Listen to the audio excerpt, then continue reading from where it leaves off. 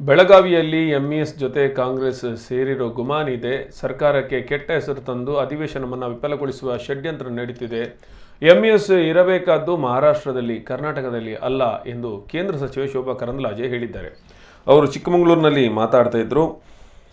ಕರ್ನಾಟಕದಲ್ಲಿ ಕನ್ನಡಿಗರ ಮರಾಠಿಗರ ಭೇದ ಭಾವವಿಲ್ಲ. ಯೋಜನೆಗಳನ್ನು ಇಬ್ಬರಿಗೂ ನೀಡಿದ್ದೇವೆ. ಜಾತಿ ಧರ್ಮ ನೋಡದೆ ಬಿಜೆಪಿ ಸರ್ಕಾರ ಏಕಮುಖವಾಗಿ ಯೋಜನೆ ಅನುದಾನ ಕೊಡುತ್ತಿದೆ ಎಂದರು.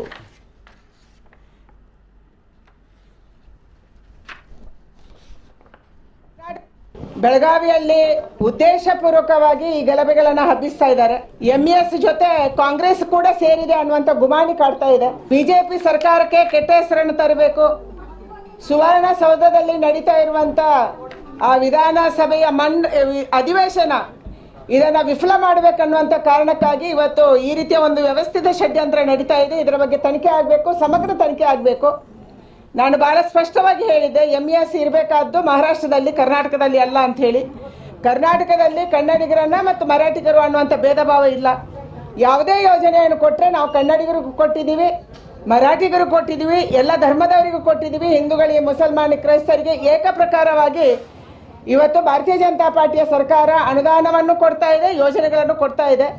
ಯಾವತ್ತೂ ಕೂಡ ಬೆಳಗಾವಿ ಭಾಗದಲ್ಲಿರುವಂಥ, ಬೀದರ್ ಭಾಗದಲ್ಲಿರುವಂಥ, ಬಿಜಾಪುರದ ಭಾಗದಲ್ಲಿರುವಂಥ, ಚಿಕ್ಕೋಡಿ ಭಾಗದಲ್ಲಿರುವಂಥ ಮರಾಠಿಗರಿಗೆ ಕರ್ನಾಟಕ ರಾಜ್ಯ ಸರ್ಕಾರ ಅನ್ಯಾಯ ಮಾಡಿಲ್ಲ. ಅವರನ್ನು ಒಂದೇ ತಾಯಿ ಮಕ್ಕಳಂತೆ ನಾವು ನೋಡಿದ್ದೀವಿ.